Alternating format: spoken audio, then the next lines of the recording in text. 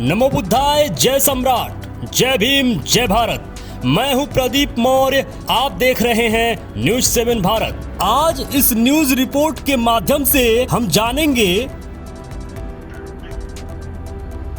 सम्राट अशोक अपने शिलालेख में ब्राह्मण के प्रति आदर भाव रखें ऐसा क्यों लिखवाए, जबकि आपको यह ज्ञात है कि जब सम्राट अशोक राज कर रहे थे उस समय भारत में एक भी बाहर से आए हुए बहरूपीय नहीं थे। तो ये बामन, बाभन, ब्रह्म ये क्या है और सम्राट अशोक किस ब्राह्मण को आदर सत्कार दिलाने की बात कर रहे हैं? तो क्या हम ये समझें कि उस समय ब्राह्मण थे, या ये समझें कि सच में गौतम बुद्ध के भी समय ब्राह्मण थे, चंद्रगुप्त मौर्य के गुरु चाणक्य ब्राह्मण थे?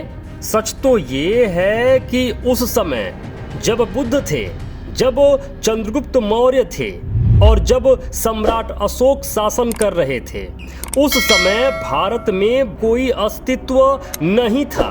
एक भी पुरातात्विक अवशेष ऐसा नहीं है जो बाहर से आए हुए इन समय में स्थापित कर सके या प्रमाणित कर सके। चक्रवर्ती सम्राट अशोक द्वारा लिखित बृहद अभिलेख का चतुर्थ संदेश है, ब्राह्मण समर के प्रति लोग आदर का भाव रखें। अब यहाँ ध्यान दें कि पाली वाक्य में जब दो या दो से अधिक संज्ञा का प्रयोग होता है तो उन सबों के बीच में च का प्रयोग होता है। जैसे बुद्धो भूपालस् च अमचानं च धम्म देशेस्ति।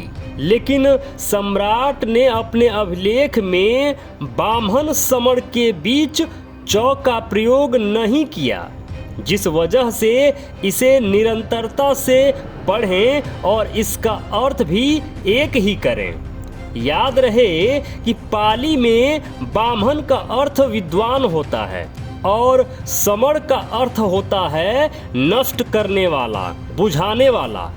क्या नष्ट करने वाला, क्या बुझाने वाला? वही जो गौतम बुद्ध ने कहा था, राग द्वेष तृष्णा को नष्ट करने वाला।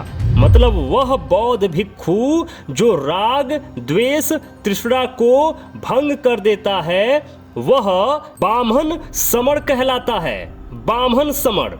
जैसे इस समय अग्नि समन वाहन आपने सुना होगा, सम्राट द्वारा समर यानी भिक्षु को ही ब्राह्मण यानी विद्वान भिक्षु कहकर संबोधित किया गया है।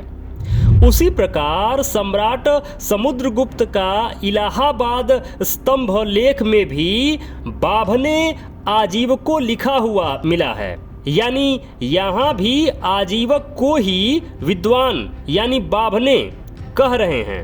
अब भारत में का समूह ने जब जाति निर्माण करना शुरू किया तो अपने द्वारा निर्मित समूह का नाम उसी ब्राह्मण को संस्कारित करते हुए ब्राह्मण से संबोधित किया। तो उसमें पूर्व के ब्राह्मण, ब्रह्म, ब्रह्मी जैसे शब्दों का क्या दोष? दोष तो आज के लोगों का है कि जानकारी मिलने के बाद भी लोग इस शब्दों को मुक्त नहीं करा पाए। ऐसे आज के लोगों को छोटी सी भूखंड की जानकारी मिल जाए तो अपना बनाने के लिए कोर्ट तक चले जाते हैं। लेकिन सारा खेल तो शब्दों का है, सारा खेल इन शब्दों और वाक्यों के चोरी का है। मौर्य काल का बमण यानी ब्राह्मण गुप्त काल में आकर बाभन का रूप लिया। मौर्य और गुप्त का अभिलेख लगा है जो आप स्क्रीन पर देख सकते हैं।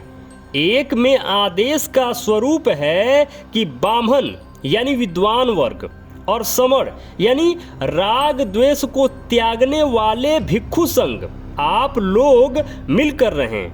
तो वहीं गुप्तकालीन अभिलेख में बाभन आजीवको यानी आजीवक को विद्वान कहा गया है। अब आप यह निश्चित कर लें आप लोगों से निवेदन है कि बामन या बाभन को किसी जाति वर्ण का नहीं समझें, क्योंकि इस समय जाति वर्ण का बनना ही नहीं हुआ था। सम्राट अशोक के समय ना जाति व्यवस्था थी, ना ही वर्ण व्यवस्था थी। यह शुद्ध रूप से विद्वान वर्ग को संबोधित करता शब्द है। भ्रम और सच्चाई क्या है? ब्रह्म ब्राह्मण भारत की सम्यक संस्कृति का शब्द है, जिसे इस फोटोग्राफ पर देखिए, जिस पर चित्र संख्या 1 लिखा है। भरहुत स्तूप से एक अभिलेख मिला है, जिस अभिलेख को कलकत्ता संग्रहालय में सुरक्षित रखा गया है। इस अभिलेख को गौर से देखा जाए, इस पर ब्रह्म देवो मानवको लिखा है।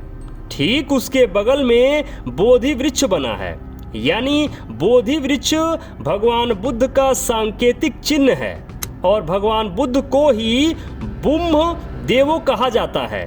उसी प्रकार यह फोटोग्राफ देखिए, जिस पर चित्र संख्या 2 लिखा है। जूनागढ़ अभिलेख है, जिस पर बामन समड़ा लिखा है, जिसकी लिखावट निरंतरता में है, बीच में और पाली में च या दूरी का प्रयोग नहीं किया गया है। यानी समण संघ में जो वरीय भिक्षु हैं, उन सबों को बामन कहकर संबोधित किया जा रहा है। इन सब पुरातात्विक अभिलेखों से स्पष्ट होता है कि सम्यक काल में जो श्रेष्ठ विद्वान होते थे, उनको ही ब्रह्म और बामन कहा जाता था। किसी काल्पनिक पात्र या कोई जातिगत समूह को इन सब नामों के पुराने भावार्थ से कोई वास्ता नहीं है। यह सब पूर्व की सम्यक संस्कृति में रहे कुछ परंपरागत शब्द को पुस्तकीय लेखन द्वारा अपहरण कर लिया गया है। अब गुणवाचक संज्ञा नाम कोई समूह या कोई समाज का तो होता नहीं है, यह तो गुण को संबोधित करता है। ऐसा गुण किसी भी व्यक्ति में हो सकता है, और ऐसा गुण जिस व्यक्ति में परिलक्षित होगा, वैसे व्यक्ति को बमण, बामन, बाभन या आज की संस्कारित शब्द अनुसार ब्राह्मण बोला जाएगा। जैसे आज भी गुणवाचक संज्ञा शब्द जैसे डॉक्टर, मास्टर, इंजीनियर, वकील, आचार्य जैसा कई संज्ञा नाम है। अब ऐसा नाम अनुसार गुण जिसके पास होता है, वैसे व्यक्ति को इस गुणवाचक संज्ञा नाम से संबोधित किया जाता है। यह कोई जाति, वर्ण या समूह को इंगित नहीं करता है, इस बात को समझना होगा। उसी प्रकार सम्यक संस्कृति में मौर्य काल के समय लिखित प्राप्त अभिलेख के अनुसार विद्वान व्यक्ति को बमण, बामण या बाभन कहा जाता था। ऐसे चित्र 1 और 2 आप देख सकते हैं। वहीं गुप्त काल में विद्वान व्यक्ति को बाभन कहा जाता था।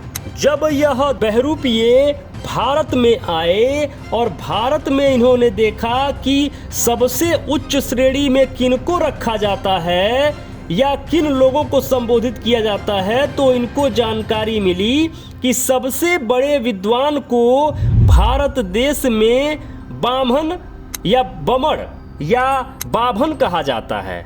फिर क्या था?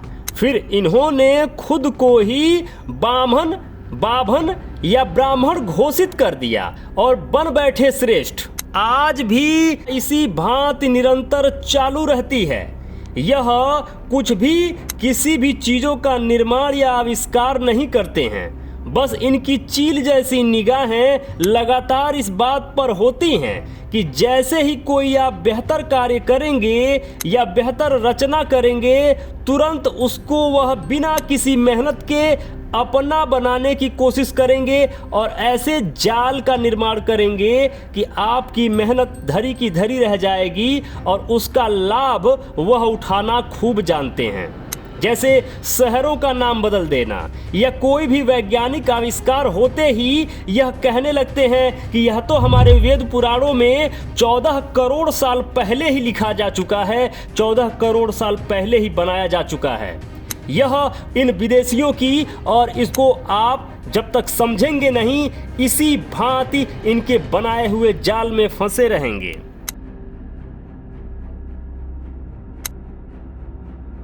मेरे मित्रों, यदि आप चाहते हैं कि हम और हमारी टीम इसी तरीके से रिसर्च करते रहें, इसी तरीके से आपके लिए कंटेंट बनाती रहें, तो प्लीज निवेदन है, डोनेशन जरूर करें। स्कैनर स्क्रीन पर लगा हुआ है, स्कैन करके डोनेशन जरूर करें। जो भी मित्र अभी तक इस चैनल को सब्सक्राइब नहीं किए हैं, प्लीज निवेदन है अभी के अभी चैनल को सब्सक्राइब कर लीजिए। लाइक करके हमारा उत्साह जरूर बढ़ाया करिए। कमेंट बॉक्स में जरूर लिखा करिए कि ये वीडियो आपको कैसा लगा। जो भी मित्र अभी तक इस चैनल पर बने हुए हैं, ये वीडियो देख रहे हैं, आप सबको बहुत बहुत मंगल कामनाएं। नमो बुद्धाय, जय भारत।